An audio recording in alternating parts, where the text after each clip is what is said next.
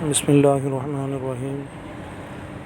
عزیز طلبہ، ہم نے مولانا حضرت موہانی کی لکھی ہوئی غزل مصیبت بھی راحت فضا ہو گئی، اس کے کل 2 اشعار کی تشریح پڑھی تھی۔ آج شعر نمبر 3 اور 4 کی تشریح ہم پڑھیں گے۔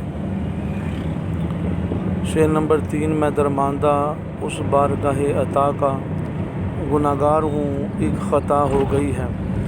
درماندہ ٹھکرایا ہوا مصیبت زدہ بارگاہ عطا کا، اللہ تعالیٰ کی بارگاہ جو حقیقی عطا کرنے والا ہے۔ گناہگار غلطی کرنے والا، اللہ کی حدود توڑنے والا، خطا ہونا غلطی ہو جانا۔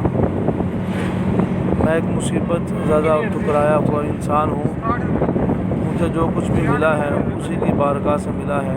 میں گناہگار ہوں، مجھ سے خطا ہو گئی ہے۔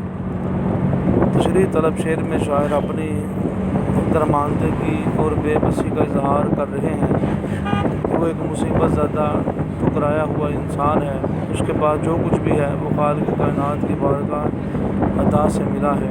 اللہ نے انسان کو تخلیق فرمایا اور خلق سرفرازی سے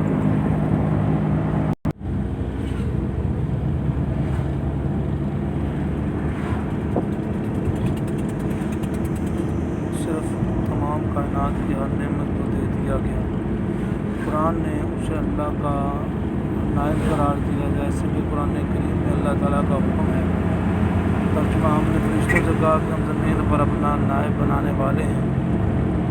دوسرے مصرعے میں شاعر اپنے گناہگار ہونے کا اعتراف کرتے ہوئے کہتے ہیں، کیا خالق تو نے ہمارے جد امجد حضرت آدم علیہ السلام کو تخلیق کیا، اسے اپنی نعمتوں سے نوازا اور فرشتوں کو اس کے حضور جھکنے کا حکم دیا، اس کی دل جوئی کے لیے حضرت حوا کو جنت بطور ٹھکانہ عطا کیا۔ وہاں پر حضرت آدم علیہ السلام اور حضرت حوا سے ایک ایسی خطا ہوئی جس سے انہیں منع کیا گیا تھا، مگر شیطان کے جانشے میں آ گئے، اس پھل کو کھا لیا جس کے کھانے سے منع کیا گیا تھا۔ ان کا یہ عمل اللہ کو پسند نہ آیا اور ان دونوں کو جنت سے نکل جانے کا حکم ہوا اور انہیں آسمان کے بجائے زمین کا باسی بنا دیا۔ پھر وہ اپنی خطا پر نادم ہو کر اللہ سے مغفرت کے طالب ہوئے۔ بقول شاعر، بندہ ہے گناہگار تو رحمان ہے مولا، بندے پہ کرم کرنا تیری شان ہے مولا۔ اصل میں شاعر انسانی فطرت کی غمخواری کر رہے ہیں۔ گناہ اور نافرمانی کرنا اس کی سرشت میں، طبیعت میں شامل ہے، لیکن معاف کرنا اور عطا کرنا اللہ تعالیٰ کی عظیم ترین صفات ہیں۔ مولانا ظفر علی خان انسان کی فطرت اور اللہ تعالیٰ کی بے مثال فیاضی کا تذکرہ یوں کرتے ہیں کہ سراپا معصیت میں ہوں، سراپا مغفرت وہ ہے، خطا پوشی اور روش میری، خطا پوشی ہے کام اس کا۔ شعر نمبر 4 تیرے بتانے محبت کی حالت، تیرے شوق میں کیا سے کیا ہو گئی۔ رتبہ دان محبت کا اونچا رتبہ دان محبت کا اونچا مقام، اس میں قدر و قیمت پہچاننے والا، ہر کیفیت شوق ذوق عشق محبت، کیا سے کیا ہوگی کیا سے کیا بن گیا۔ اے محبوب، میں تیری محبت کے اونچے مقام کی قدر کرنے والا ہوں، تجھے پانے کی چاہت میں میری حالت کسی دیوانے سے کم نہیں، اگر تجھے ادراک نہیں تو خود آ کر دیکھ لے۔ تشریح طلب شعر میں شاعر اپنے محبوب سے مخاطب ہیں کہ اے میرے محبوب، میں تیری محبت کے بلند مقام کو جانتا بھی ہوں اور پہچانتا ہوں۔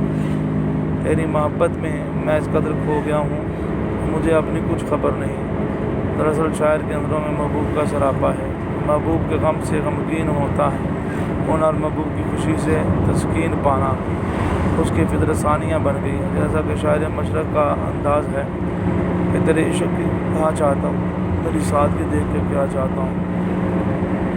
دوسرے مصرع میں شاعر کہتے ہیں کہ محبوب تیرے عشق میں میری حالت کیا ہو گئی ہے، تم نے کبھی غور نہ کیا۔ اردو شاعری میں محبوب ہمیشہ سنگ دل واقع ہوا ہے، وہ عاشق دکھ اور کرب کو محسوس نہیں کرتا، اس لیے عاشق شکوہ بنا ہے کہ اے محبوب تیری خاطر میں نے اپنا کیا حال بنا لیا۔ آپ نے رکھ رکھاؤ کو چھوڑ کر دیوانہ بنا پھرتا رہا، لوگوں کے تانے سن کر زندگی بسر کرتا ہے۔ زندگی بسر کرتا رہا، لیکن اے محبوب تجھ پر ان سب باتوں کا ذرا برابر بھی اثر نہ ہوا۔ عشق انسان کو گن کی طرح لگ جاتا ہے، وہ محبوب کو اپنے لیے حفظ جاں بنا لیتا ہے۔ اس کی حالت اس قدر ناگفتابہ ہو جاتی ہے کہ لب خاموش ہوتے ہیں لیکن آنکھیں اظہار کر جاتی ہیں۔ ایک عذاب دھڑکتا ہے یہاں سینے میں، اب تجھے کیسے بتائیں کہ محبت کیا ہے۔ بقول امجد اسلام امجد، پیڑ کو دیمک لگ جائے یا آدم ذات کو غم، دونوں کو پھر امجد ہم نے بچتے دیکھا کہاں۔